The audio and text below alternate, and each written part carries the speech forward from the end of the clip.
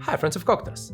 Today I'm making something really nostalgic. A pick-me-up my grandmother used to make for us. What do you call a hot mixture of wine, sugar and a whole egg? Some people would say a flip. Italians would say Zabaglione, but that's more like custard and it only has egg yolks.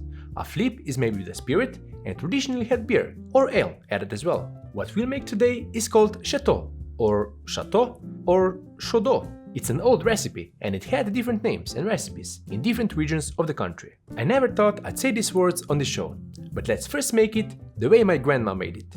Then I'll make an elevated version. It's cocktail time.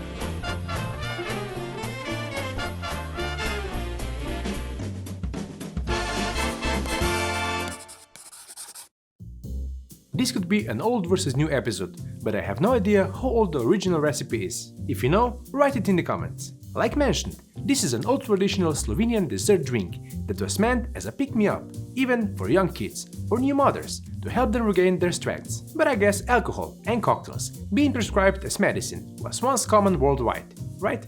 Different recipes for today's drink, if you can call it that. You'll see what I mean in a minute. We're handed down through generations, which means different recipes appeared all the time. But the recipe also made its way into this, the 30th edition of the Great Slovenian Cookbook, with the first one being printed in 1868. On page 822, there are recipes for Šodo, made with wine, milk or fruit juices. It says you can use eggs or just the yolks, which takes it closer to the Italian Zabaglione. Now it's time to turn back the clock and make Šeto, the way my grandma made it. For a single serving, you'll need 1 egg, 1 tablespoon of sugar and 100 milliliters of wine. That's about 3.5 ounces. I've heard some people make it with red wine. Supposedly it's better for your blood, but my grandma always made it with white wine, so that's what I'm using.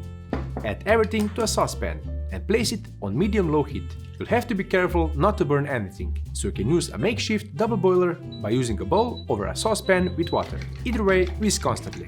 I'm using an old traditional wooden tool, similar to what my grandma used. She called it sprudla. This may be more authentic, but using a whisk or an electric mixer will be faster and easier. You don't want this to boil, so heat it up slowly. That way it will fluff up nicely and you'll get the right consistency. When you see steam coming out, it's done.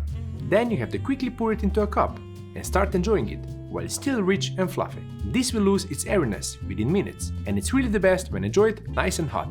It warms the body and soothes the soul. Maybe that's nostalgia talking, but I absolutely love it. Who knew grandmas could make such delicious cocktails? I wanted to build on that and make an elevated version with added cognac and dry curacao, and of course, some saline solution. Start by adding all ingredients into a saucepan or a bowl, same as before, but this time adding the aforementioned cognac or brandy, half an ounce or 50 ml. Dry curacao, or in a pinch, some other orange liqueur, quarter of an ounce or 7.5 ml, and 2 drops of our flavor enhancer, saline solution. And to make sure no eggshell gets in the cocktail, I'll crack it separately and add it from there. Same as before, slowly bring it up to heat, whisking constantly and making sure nothing gets cooked, and we get the right consistency. I found that whisking by hand gives you better results than using something like a milk frother. Once it gets nice and fluffy and you see vapor coming from our mixture, it's ready to be poured and enjoyed. This time I'm using a vintage wine-themed coupe glass, perfect for this occasion. Finally, top it with a grating of something you enjoy on your warm pick-me-up cocktails. I'm using nutmeg, but cinnamon or even tonka bean would work great. Same as before, enjoy it straight away. Warm wine and nutty spice on the nose. Then the pleasantly rich and silky mouthfeel coats your mouth with the first sip. Cognac and orange liqueur give it an extra layer of complexity. The combination really warms your whole body and soul as it goes down. Make this for your loved ones. A really perfect thing to enjoy in great company.